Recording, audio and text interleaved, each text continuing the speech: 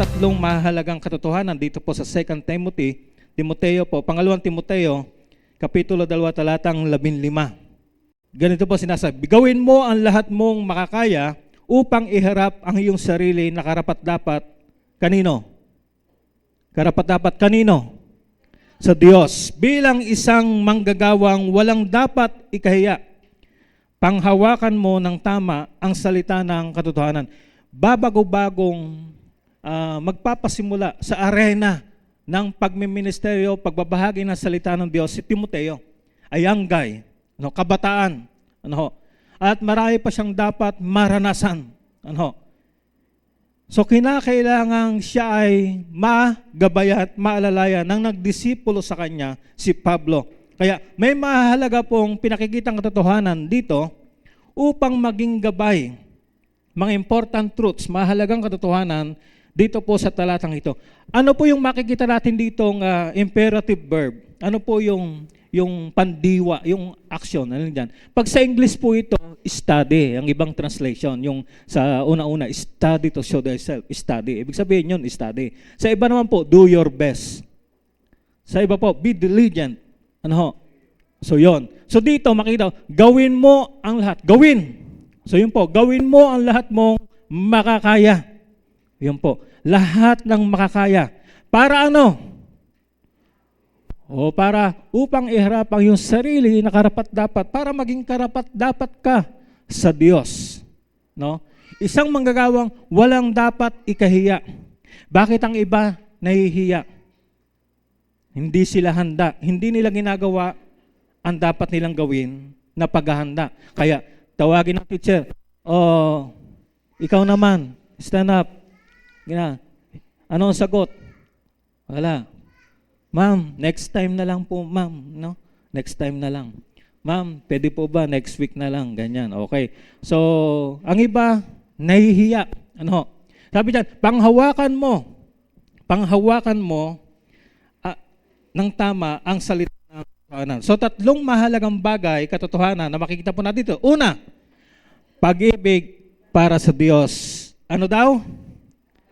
Pag-ibig. Kasi sinabi doon yung una, Diyos yung maging karapat-dapat, yung ikaw ay haharap, karapat-dapat ka dapat sa Diyos. Pag-ibig para sa Diyos. Pangalawa, pag-ibig sa kahusayan, excellence. Pangatlo po, pag-ibig sa salita ng katotohanan. So yan po ang tatlong mahalagang katotohanan na makikita po natin sa talatang ito. At yan po ang ating pagbubulay-bulayan sa umaga pong ito. Para tayo po ay talagang kakitaan. Kasi yung pagkikilanlan pagkikilanlan. It all start sa natulog. Yan. Bago magawa to, it all starts sa yan. Kaya pag-ibig para kanino? Pag-ibig para sa Diyos. May isang perfect na naging modelo na isinilang sa balat ng lupa na ipinakita kung paano ibigin ng Diyos. Sino yon? Kaisa-isa, perfect siya. Na ipinakita kung paano, minodolya niya, nag-model siya at kanyang ibinigay ang halimbawa, huwaran siya sa pag-ibig sa Diyos. Walang iba kundi sino? Ang Panginoong Hesukristo. Siya lamang po yun. May iba pang mga talagang naging pleasing, naging kalugod-lugod kasi sa Diyos, pero sila may mga kanya-kanya ring kahinaan. Unahin po natin ang Panginoon Hesus. Dapat sa pag-ibig para sa Diyos, tayo po ay maging intentional. Dapat may focus po tayo. Hindi po ito kusang nangyayari. Ito po ay intentional. Ito po dapat pinagpupukusan ng bawat isa. Si Jesus po ang ating modelo dyan. Siya po ang huwaran. Nalugod po ang Diyos sa Kanya. Bakit? Ano ba sabi doon sa awit? Hindi pa man siya isinisilang sa katawan lupa, dito sa lupa. Awit 40, talatang 7 hanggang 8. At yan po'y binanggitin po sa Hebreo 10:7 hanggang 8. Sabi doon, pagkatapos sinabi ko, masdan mo, dumarating ako. Nasusulat sa balumbon ng kasulatan ang tungkol sa akin. No, sinasabi po niya, tungkol sa kanya, nakasulat po sa balumbo ng kasulatan.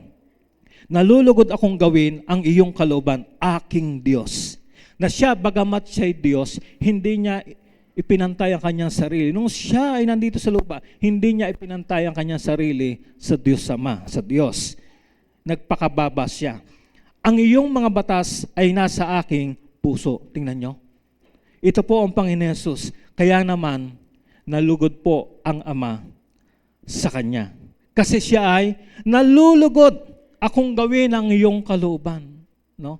Ito po, nandun yung He delighted in doing the will of God. Ano ho? Kaya nga sabi sa Bible, delight yourself. Hanapin mo yung kasiyahan ng iyong kaluguran sa Panginoon. Paano ba yon? Si Jesus po ang magandang halimbawa. Nalulugod po siya na gawin ang kalooban ng Diyos. Hindi po lamang gumagawa, basta gumagawa, nandun po ang kaluguran. Kaluguran. Ano? Ano ba sabi sa Juan 6:38? Sapagkat ako ay bumaba mula sa langit, hindi upang gawin ang aking kalooban, kundi ang kalooban ng nagsugo sa akin. Kaya naman pala, naaalala nyo, ang Panginoon Hesus, nung siya ay binautismuhan ni Juan Bautista sa Ilog Jordan, nung siya ay umahon, sabi niya, nalugod ang Diyos. This is my beloved Son, sabi ng Ama, in whom I am well pleased. Ako ay labis na nasisiyahan, nalulugod. Kaya nasisiyahan po ang Ama sa Panginoon Hesus dahil ito naman pala yun, sapagkat ako ay bumaba mula sa langit, hindi upang gawin ang aking kalooban, kundi ang kalooban na nagsugo sa akin. Alam nyo, maraming mga tao, they just like God. Gusto lang nila si Lord, pero hindi nila love. Anong ibig sabihin? Gusto ko si Lord kasi nagbibigay ng kalakasan, kasi nagbibigay siya ng kagalingan, kasi nagpapala siya, blessing. May mga tao hinahabol lang sa Diyos, blessing. Pero kapag pagsunod na, yung issue na ng obedience, hindi na po sumusunod because they don't love God. Like and love, magkapares ba yon? Yung gusto at saka minamahal o iniibig? Magkapares ba yon? Hindi. Yung like at saka yung love, magkaiba po yon. Ano, may mga iba rin po, magpapakasal, they just like their partner. Gusto ko siya. Bakit mo nagustuhan? Kasi pogi, kasi maganda, kasi may wheels, kasi secured ako sa kanya, kasi ganito, ganito. Gusto lang. So they don't love each other. Kaya darating ang panahon, they don't like anymore. Hindi makakasurvive because they just like. Gusto lang nila ang isa't isa. Dapat pag-ibig. Amen? Pag-ibig. Pag-ibig dapat ang nagbibigkis. So hindi lang gusto ni Jesus na sumunod sa Ama, inibig niya, nalulugod siya. Nandoon yung pag-ibig para sa Ama. Kaya naman siya'y nalulugod na sundin ang kalooban ng kanyang Ama na nagsugo sa kanya. Hindi yung sarili niyang kalooban. Kasi pag gusto lang nating gawin, pag ayaw na natin. Ano? Lalo na kung magkaiba yung gusto natin, magkaiba yung gusto ng Diyos. So, hindi natin siya mahal. Si Jesus po, kalooban ng Ama ang sinunod niya. Sa John 14, talatang 15, kung ako'y inyong iniibig, ay tutuparin nyo ang aking mga utos. Yan po. So yun po ang katibayan na nandun yung pag-ibig para sa Diyos. Kapag sinabi natin iniibig natin ng Diyos, tutuparin natin ang kanyang mga utos. Yan po yun. Kaya si Jesus, pinakita niya, tinupad niya ang kalooban ng Ama. Mahirap man, masakit man, pero tiniis niya ang lahat ng pasakit. Para matupad lang ang utos, ang ipinagagawa ng Ama. At sa verse 23, doon pa rin po sa Kapitulo 14, sumagot si Jesus at sinabi sa kanya, kung sino man ang magmamahal sa akin, isasagawa niya ang aking salita. Mamahalin siya ng aking Ama. Tingnan nyo sabing nagmamahal sa Panginoon Jesus, isasagawa niya. Ang palatandaan na minamahal natin ng Diyos, isasagawa natin ang kanyang mga salita. At mamahalin siya ng aking, kung paano minahal ng Ama ang anak. ganon din. Mamahalin siya ng aking Ama. At kami ay paparoon sa Kanya at gagawa kami ng aming tirahan kasama niya. This is yung pong malapit. Ito po yung intimacy na tinatawag, yung malapit na ugnayan. Ito po yung sinasabing malapit na ugnayan. Ano? Kasi di ba nung ikaw ay nanampalataya sa Panginoon, di ba nanahan na siya sa iyo? Tama po ba? Di ba? Sa pamamagitan ng banal. Anong ibig sabihin? Ano pa sinasabi dito? Kasi ang sinasabi na dito tungkol sa pag-ibig, pagmamahal sa Kanya, at pagsasagawa ng Kanyang kalooban, ng Kanyang utos. Kapag tayo po, umuunlad ang ating pagmamahal, ang ating pagsunod sa Diyos, nagiging lalo po tayong malapit sa Kanya. Alam nyo, malinaw na malinaw siyang makakapangusap because siya po ay lagi nating kasakasama. Tayo'y palapit ng palapit. Ito po yung palapit ng palapit ang ugnayan. Ano? Hindi ibig sabihin ng mag-asawa, kapag ikinasal na, ay talagang malapit na ang kalooban sa isa't isa. Kinakailangan nilang patuloy na i-work out yung pagiging malapit, pagiging maigting ang kanilang relasyon at yung pagkakilala sa isa't isa. Habang tumatagal ang kanilang pagsasama, na nandoon ang mga recipe, nandoon yung mga kinakailangan, no? Katulad ng trust, communication, forgiveness, love, unconditional love, lalo po silang magiging malapit sa isa't isa. At dumarating ang panahon, kayang tanggapin ng isa't isa ang kahinaan ng isa't isa. Nagiging malapit. It's not automatic. Hindi po automatic yon. Ganon din po sa Diyos. Hindi po automatic na kapag tayo po'y nanampalataya na nagsisi, ay talagang malapit na po tayo sa Kanya. Sabi dito, paano po magiging malapit? At siya, sabi niya dito, kami ay paparoon sa Kanya at gagawa kami ng aming tirahan kasama niya. Wow. This is close. Ito po talaga yung malapit na ugnayan. Malapit na ugnayan. Alam nyo, maraming nanampalataya pero malayo sa Diyos. Anong ibig sabihin nito? Hindi nila naririnig ang tinig ng Diyos. Ibig sabihin, hindi sila malapit sa Diyos. Like, for example, sa pamilya. Pag marami kayong anak, marami kayo sa family, meron talaga kayong mapapansin na very close kay nanay, very close kay mama, o kay mami, very close kay daddy, no? Very close kay papa, tatay. Ngayon, ang anak ba ng Diyos 100 lang sa buong mundo? Yung nanampalataya sa Kanya? 1,000 lang ba? Milyon na. So doon sa milyon, sino kaya ang close? Kasi ang relationship po, we know work out. Dito sabi, titira kami sa Kanya. Uy, kasi nagkaroon na ng closeness. Kaya dapat, nung ikaw ay nagpasimulang manampalataya, gawin mo. Dapat, mas marami yung sinusunod mo kaysa sinusuway. Hindi man mo pa-perfect, di ba? Dapat, kung love mo talaga si Lord, sumunod ka sa Kanya. Hindi mo na perfect, dapat umaangat yung level ng iyong pagsunod. Kasi yun ang katibayan na minamahal mo siya. So magiging malapit ka ngayon sa Diyos, kaya parang kapag may narinig kang ganong nagsasalita, alam nyo, nangusap ng Panginoon sa akin, ganyan. Sabi mo, totoo ba yun? Ang iba? Kasi nga ang iba, parang hindi nakakarinig sa Diyos. Kasi maaaring malayo. At iba ang naririnig. Iba. Ang naririnig siguro, tilaok ng manok. Ang naririnig siguro, yung mga sounds, yung mga ingay sa mall, yung mga tunog ng sasakyan. Depende kung anong hilig nila. Kung ano yung love nila. Depende yon. Ano ang hilig nyo? Ano ang mahal nyo? Ano ang kinahihiligan nyo? Kadalasan, yun palagi ang sumasagi sa isipan nyo. Bago kayo matulog sa gabi, sino ang huli nyong iniisip? Anong huli nyong iniisip?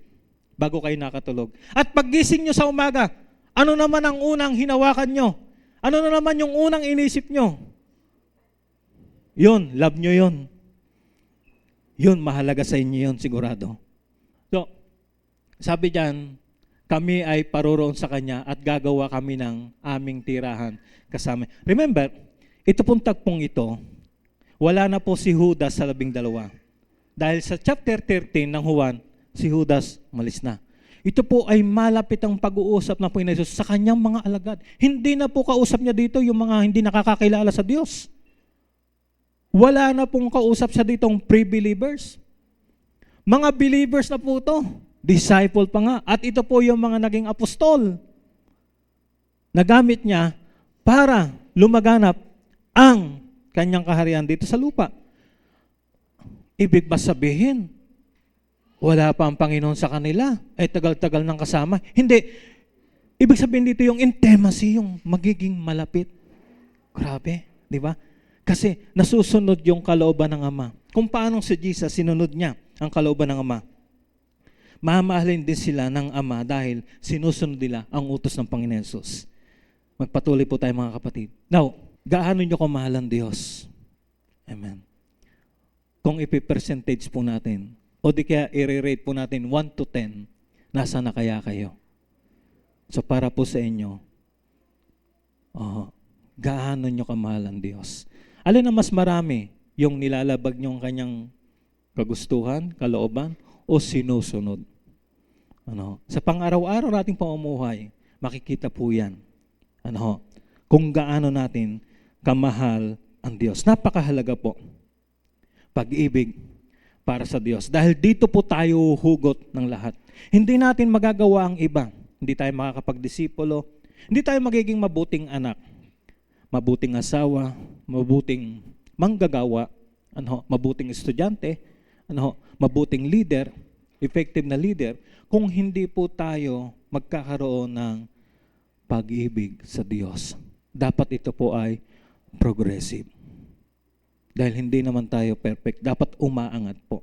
So hindi tayo makapag-aakay ng kaluluwa kung wala po yung pag-ibig para sa Diyos, mga kapatid.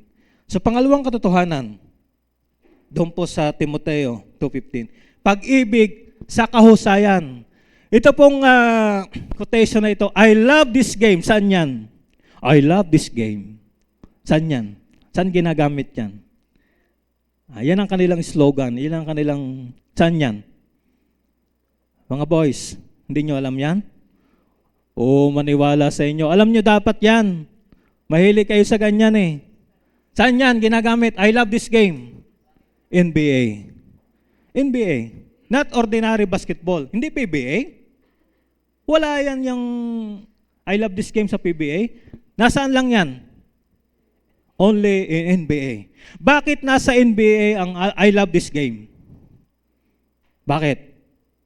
Kasi sa NBA, nandyan na, pinagsama-sama ang pinakamahuhusay sa larong sa buong mundo. Kaya dapat may pag-ibig ka sa kahusayan. Kaya ginawa ko pong halimbawa ang NBA, I love this game. Kasi dapat tayo pong mananampalataya. Sa lahat ng gustong humusay, dapat tayo, nauuna tayo dahil pangkaharian tayo eh. Alam nyo ang maganda dito sa kaharian ng Diyos. Kahit ikaw, hindi ka pa mahusay, magpapasimula ka lang. Binibigyan ka na ng opportunity. O, ikaw na. Pwede ba ikaw sumama ka dito sa ministry ito? Mag-assist ka, ikaw? Hindi ka pa ganun kahusay. O, ikaw, pwede ba ikaw mag-pray? Pero nagpapasimula ka palang matuto sa pagpipray. Pero binibigyan ka na ng chance. Ang iba sa atin, ayoko.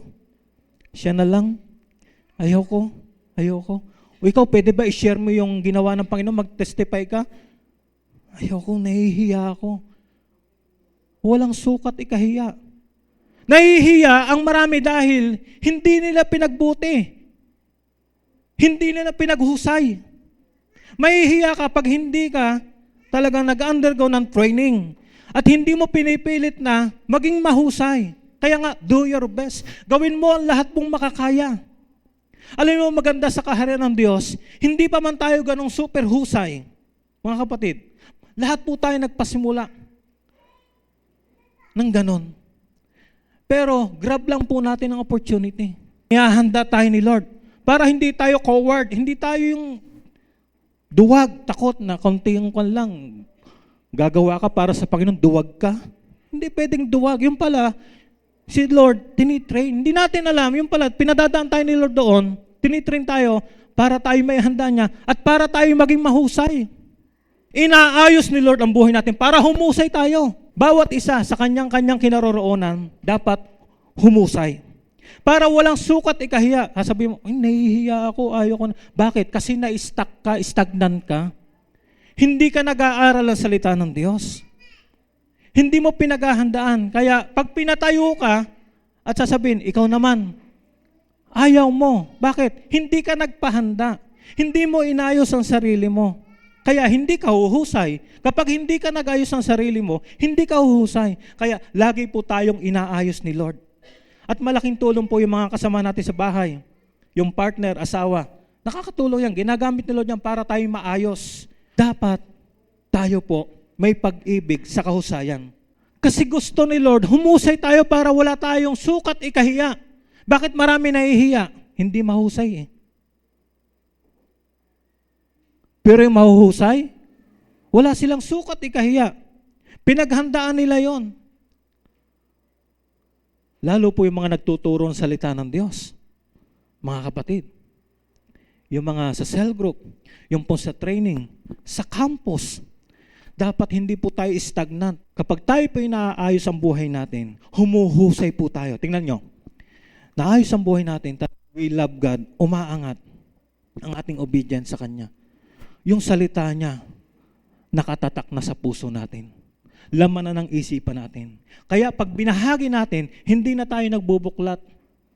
Lumalabas na lang. Bakit? Naayos tayo. Inayos tayo ng Diyos. Nagpaayos tayo. At dahil doon, humuhusay tayo ngayon, mga kapatid. Kaya, masasabi mo. Kasi naranasan mo eh. Nagpaayos ka sa Diyos, kaya humuhusay ka. Hallelujah. Hallelujah. Ano sabi niya sa Efeso 2, talatang 10? Sapagkat tayo ay ginawa ng Diyos, nilikha kay Kristo upang gumawa ng mga mabubuting gawa. Ito ang mga gawa na matagal nang binalak ng Diyos para sa atin upang makalakad tayo sa mga ito. Ito po, tayo po ay God's workmanship. Makagawa tayo ng mabuti. Ito po ay sa pasimula pa lang, hindi pa tayo sinisilang, nandyan na po. Nilagay na po ng Diyos sa atin.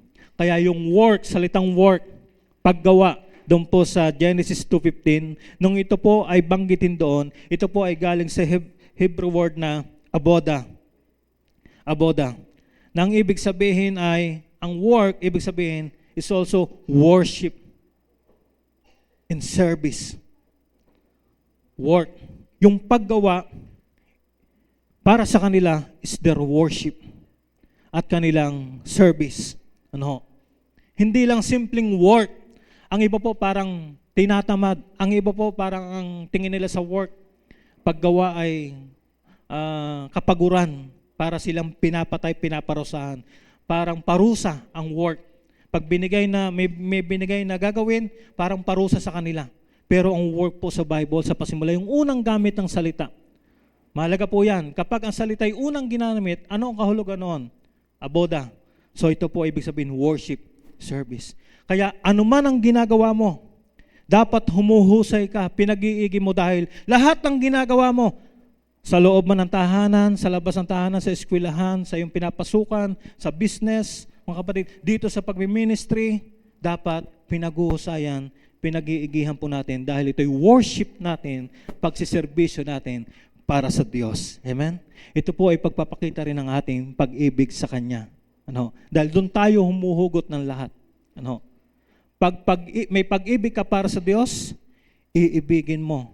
May pag-ibig ka sa kahusayan. Kasi gusto mong humusay ang ginagawa mo, umayos ka dahil ito ay ginagawa mo para sa Diyos.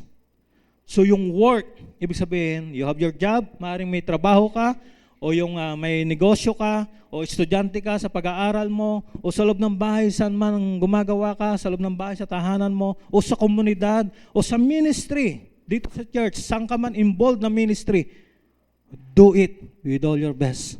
Do your best. Paghusayan mo.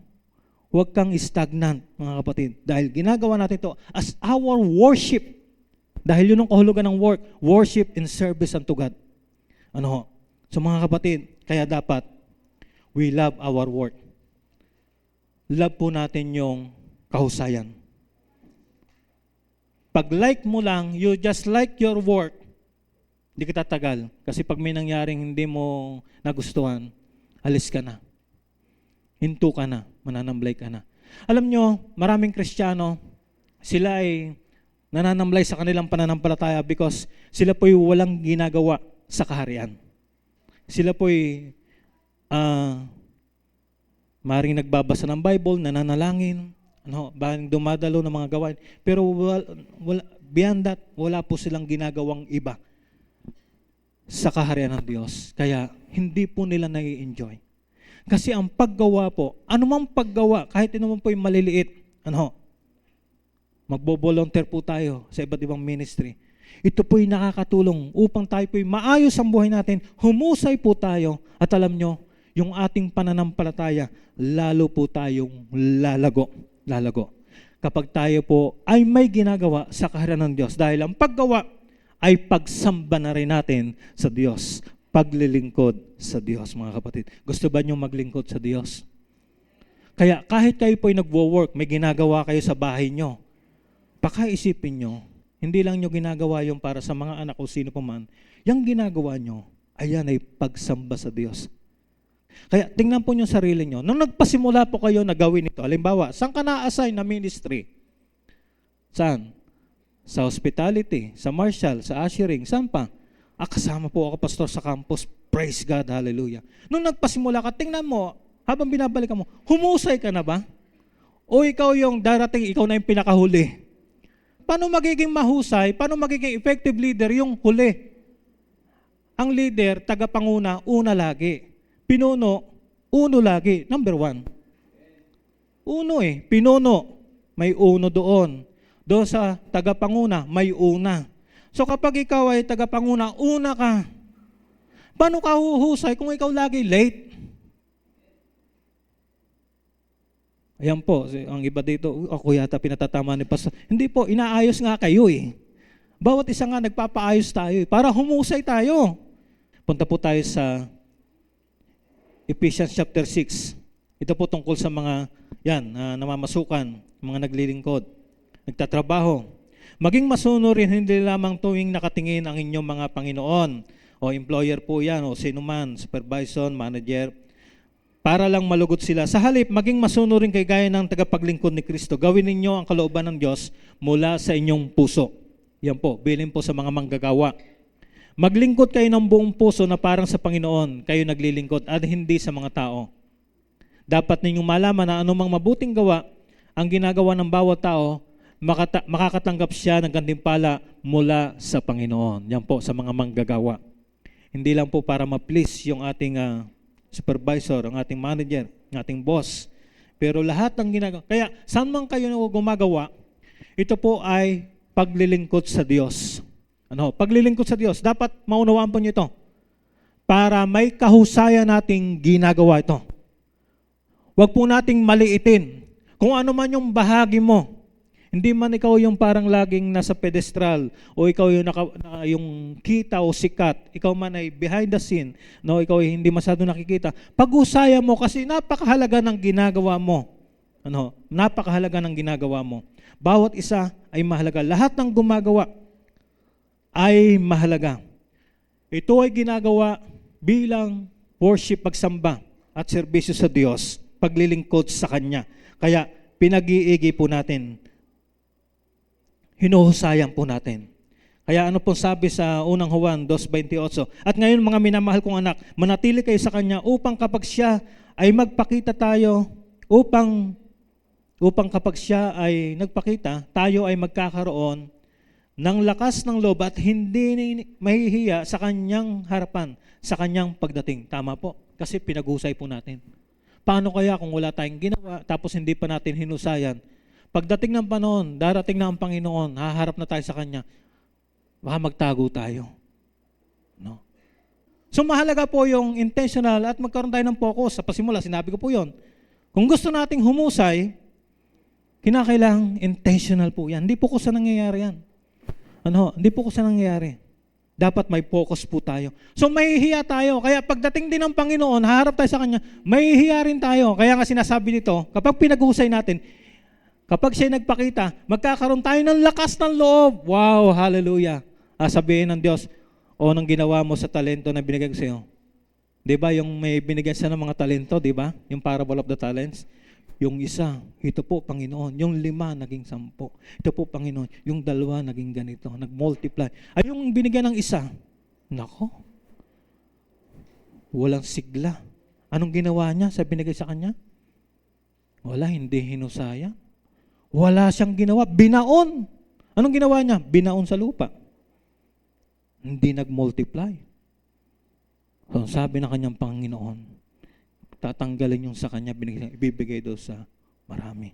At siya, ibubuli doon sa pagdurusa na may pagngangalit ng ngipin. So talagang matatakot at mahihiya. Kasi yung pagkahiya, nag-uugat yun sa pagkatakot. No? At pwede rin po sa pride. No? Matatakot at mahihiya yung mga hindi hinusayan. No? Kapag dumating ang panahon yon, hindi pinag-usayan. So doon nga sa mga authority dito sa lupa, natatakot tayo, nahihiya tayo. Tatawagin ka ng manager mo, ng director mo, ng supervisor mo, pagre-reporting ka. Medyo nahihiya ka. Ano ang output? Ano ang report mo, no? Hihingi ng report mo. Tatawagin ka ng teacher o tatawagin ka ng magulang mo na ginawa mo sa budget. Binigay kong budget sa iyo sa loob ng 1 linggo. O kumusta yung grades mo? Titingnan ng magulang. Tingnan ko nga yung schedule ng klase mo para matrack ko, malaman ko. Tapos pag ni-release na yung grades, titingnan ng magulang, hihingi ng magulang. No? Yung ibang anak, ayaw ipakita eh. Ipinakikita kalahati lang, hindi buo. Bakit? Bakit may tinatago? Bakit may tinatago? Siguro mababa ang grades doon. No? Nahihiya. Ang iba nahihiya. Ang iba natatakot. Kasi hindi hinusayan. Hindi hinusayan, mga kapatid. Sabihin mo sa katabi mo, husayin mo. Paghuhusayin natin to. Pag-iigihin natin to. Hallelujah. Lastly, mga kapatid, doon po sa tatlong mahalagang katotohanan. Pag-ibig sa salita ng katotohanan. Binanggit po doon, rightly dividing the word of truth, doon po sa 2 Timoteo. Panghawakan mo ng tama ang salita ng katotohanan. Yan, mahalaga po yan. Maganda po yung pinakitang halimbawa ni Ezra doon po sa Kapitulo 7, talatang 10. Talatang 10. Ang sabi po dito, pinatatag ni Ezra ang kanyang puso sa pag-aaral, sa pagsasagawa, at pagtuturo sa mga alituntunin at mga utos ng batas ni Yahweh. Tingnan nyo yan 3 po yan, mga kapatid. Huwag kang hihinto sa pagbabasa, sa pag-aaral ng kanyang salita ng katotohanan, the word of truth, ng salita ng Diyos. Huwag kang hihinto sa pag-aaral lang. Pasok ka ng pasok, under ka ng training, hanggang doon ka lang. Huwag kang hihinto sa pag-aaral lang, pagbabasa, pakikinig. Ano ang susunod dapat? Nagagawin natin, katulad ni Esther, anong ginawa niya? Pag-aaral, and then application, pagsasagawa. Sagawa natin yung ating natutunan na pag-aralan. Sagawa po natin. Yan, ginawa ni Ezra yan. At ano pa? So personal po yun. Pagsasabuhay, pagsasagawa, una, mabibenepisyuhan po tayo. Isa sa buhay natin, yung ating natutunan na pag-aralan, mabibenepisyuhan po tayo. Huhusay po tayo. Titino po tayo niyan. No? Tayo po ay maaayos ni Lord ang buhay natin. And then, hindi po siya huminto pa doon sa pagsasagawa sa kanyang buhay. At ito po ay tinuturo niya. Dumarating po panahon, kasi alam nyo, tuloy-tuloy tayong paayos, pahusay kay Lord, sarili natin. Kasi gagamitin po tayo, mga kapatid. Amen. Tingnan nyo, maraming ginagamit ang Panginoon ngayon. They're not perfect, hindi po tayo perfect. Ginagamit po sila. No? Pagtuturo sa campus, grabe. Hindi po small group yun. Klase po yun. No? Classroom po yun. Marami pong estudyante. So dapat, lalo yung mga nagtuturo sa campus, maraming nakikinig sa inyo, paghusayan natin. Patuloy natin pag-aralan, panghawakan ang salita ng Diyos. Bago ka tumayo doon, dapat prepare ka. mag-prepare ka talaga. Hindi yung, ay, nalimutan ko. Ay, hindi yung laging nagkakamot ng ulo. Wala namang kuto. No, laging kumakamot sa ulo. Kasi hindi nga pinaghandaan. Kaya hindi mahusayan mga kapatid. So malaking opportunity yun para tayo ay humusay. Kapag tayo nabibigyan ng pagkakataon, wow, ginagamit ito ng Panginoon para humusay tayo. Dito po, marami nang inayos talaga ni Lord. Humuhusay na sila. Dati takot silang mag-cell group, no? Bible study pa dati. Takot silang mag-lead. Pero dumating ang panahon, nagkaroon sila ng breakthrough, mga kapatid. Talagang humakbang sila. Humakbang sila. Hallelujah. They grab it. At sila po ay patuloy na pinapahusay ni Lord. Hallelujah. Pinapahusay ng Panginoon. So, purihin ng Diyos. Purihin ng Diyos. Ito po yung mahalagang bagay. Mahalagang bagay. Alam nyo, una nagsimula din ako ng ganun, may desire po ako. I have the desire as I am. Nung ako po'y na-born again, nanampalataya sa Panginoon, nakikita ko po yung nagtuturo, nakikita po yung nagpipray, nagpipreach. Sabi ko, gusto ko rin maging ganon. May desire po ako. Oo. Nagkaroon po ako ng desire. Pero hindi po huminto sa desire. You need to do something with that desire. Kasi pag desire lang at walang action, wala kang gagawin, kaya yung pong salita ng Diyos. Nung ako po'y bago po pong mananampalataya. Kahit mahirap basahin yung King James Version, wala mga kuwan yan, footnote, wala pong mga title yan. Binasa ko po buong Biblia. At ito po ay practice na binabasa po ang buong Biblia. Kahit sa isang taon, isang beses mga kapatid. Kasi ito po ay salita ng katotohanan, salita ng Diyos. So we need to love. Kailangang may pag-ibig po tayo sa salita ng katotohanan. If you love God, may pag-ibig ka para sa Diyos, mamahalin mo rin ang kanyang salita. Kanyang salita. So sino po sa inyo dito nabasa na po ang buong Biblia, Genesis to Revelation? Kasi mahalaga po, mabasa po natin ang buong Biblia. Hindi yung memorize mabasa po natin from Genesis to Revelation. Bakit po? Kasi ibig sabihin, kapag ikaw, lalo na kapag dumating ang panahon, na ikaw, halimbawa magulang ka, ikaw yung parents, at least may idea ka doon sa Bible. Pag may mga tanong, may mga pangailangan, may idea ka, ay nadaanan ko na, nabasa ko na yan, dito yan Dito yan banda sa Hope. Dito yan. Kasi dumaranas siya ng matinding kwan mga binabagay buhay niya. Si Job, alam mo ba si Job? Ganito nangyari. Nabasa mo kasi. Kaya laksan mo ang loob mo, may encourage mo siya. Mapapagpayuhan mo siya, huwag kang susuko. Bakit? Alam mo ba si Job? Katulad din nating tao. Kung siya sinabi ng salita ng Diyos, upright, righteous siya, pero nakaranas pa rin siya ng ganong disaster. Trahedya sa buhay. Oo. Pero yung pamumuhay niya, talagang natutuwa na ang Diyos sa kanya. Pero, kailanman, hindi siya nawalan ng pag-asa. At si Lord, sa bandang huli, pinagpala. Nagpatawad siya doon sa mga kaibigan niya. Yung mga iba-ibang sinasabi, pinatawad pa rin niya. Kahit siya hinuhusgahan, pinatawad pa rin niya. At yung forgiveness na yun ang nag-release. Bless ng Panginoon. Mas sigit pa kaysa dati, si Job. So kapag nadaanan mo na, madali mo itong maaalala. Pero pag hindi mo siya nabasa, hindi mo siya nadaanan, wala kang maaalala Ang maaalala mo kaya, mga ganon. Kasi doon ka nagbababad. Ang maaalala mo, yung mga binababaran mo. Kung saan ka nagbababad, yan ang maaalala mo. Kahit natutulog ka, nananaginig pa, yung napapanaginipan mo kasi babad ka doon At yung pong mga kasama natin, yung mga tao na darating ang panahon, lalapit sa atin, yung ipapadala ng Diyos, matutulungan po natin, mapapagpayuhan po natin ang tama, ayon sa katotohanan. Hindi po tayo makapagpayo ng mali kasi nakabase po tayo sa truth, sa katotohanan, salita ng Diyos. So kapag lalapit po sila, may maibibigay po tayo. Pero pag wala po tayong salita ng Diyos, ano po ang bibigay natin? Sasabihin natin. Kung ano nang sasabihin natin. Kung anong napanood natin sa ganito, nabasa natin sa ganito, yun ang sasabihin natin. So wala pong kinalaman sa katotohanan na sinasabi ng salita ng Diyos. So, February pa lang po ngayon, February 4. Tama? So pwede pa pong humabol yung mga gusto pong basahin ng Biblia sa buong taong ito. Dapat mabasa po ninyo. Exciting po yon. Babaran po natin ang salita ng Diyos. Alam nyo, hindi po mahabang oras ang gagamitin ninyo para mabasa nyo ang Biblia sa loob ng isang taon. Siguro ang 30 minutes mahaba na. Kung gusto mo 1 hour, lalo na. Baka hindi lang isang beses mababasa mo.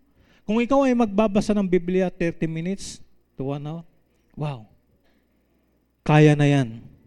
Kaya na yang mabasa sa loob ng isang taon. So kailangan po natin, may pag-ibig po tayo sa salita ng katotohanan. Ano? May pag-ibig ka para sa Diyos, sa kahusayan, sa katotohanan, mga kapatid. At ito po, mahalaga ito. Mahalaga. At sa pagharap po natin sa Diyos, mga kapatid, alam niyo ang Panginoon Jesus, hinusayan niya. Hinusayan niya. Nagkatawang tao. Subject po siya sa space, matter, time. Kaya nung nandito siya sa lupa, tiniis po niya lahat. Pero pinaghusayan niya. Tinapos po niya ang kanyang misyon. Mahusay. Mahusay. Napaglabanan po niya ang mga tukso. Pinaghusay niya. Siya po ang ating model. Kaya ngayon po, first Sunday ngayon, mga kapatid, darating ang panahon, haharap tayo sa hukom ng mga hukom. Harap po tayo sa Kanya. Alam nyo, ang sabi ng Panginoon, ang lahat ng ikinahiya ako sa harapan ng mga tao, ikakahiya ko sa harapan ng Ama. Kapag hindi po natin na ipakilala, na ibahagi ang Panginoon Jesus, dapat malaman nila, dapat makita sa iyo yung palatandaan na ikaw ay tagasunod ni Kristo wherever you are. Sa trabaho, sa pamilya, sa eskwelahan, sa komunidad, saan tayo naroon. Dapat talagang litaw na ikaw ay sumusunod sa Panginoon. Ang sabi ng Panginoon, sa sandaling yon, sa panahong yon, sino mang ikinahiya ako sa harapan ng mga tao, ikakahiya ko sa harapan ng Ama. Pero kung hindi natin siya ikinahiya, ang ibig sabihin, wala tayong dapat ikatakot, ikahiya. It's a joy for us. Dahil ang sasabihin ng Panginoon, well done, thou good and faithful servant. Enter thou unto the joy of the Lord. Pumasok ka sa kagalakan ng iyong Panginoon. Wala kang sukat, ikatakot, ikahiya. Dahil ginawa mo ang nararapat. Inibig mo ang Diyos. Umaangat ang iyong pagsunod sa Kanya. Inibig mo ang kahusayan. No? Hindi ka naging stagnant, mga kapatid. Ito'y ginagawa mo para sa Panginoon. Pagsamba, hinuhusaya mo dahil pagsamba sa lahat ng gawain mo, pagsamba sa Diyos, paglilingkod sa Kanya. At hindi mo kinaligtaan ang banal na kasulatan. Ito ay binigyan mo ng halaga. Kaya naman, sabihin ng Panginoon sa iyo, well done. No? Pinaghusay mo, good and faithful servant. Enjoy the joy of the Lord. Tayo pa'y tumayong lahat. Let's stand up. Hallelujah.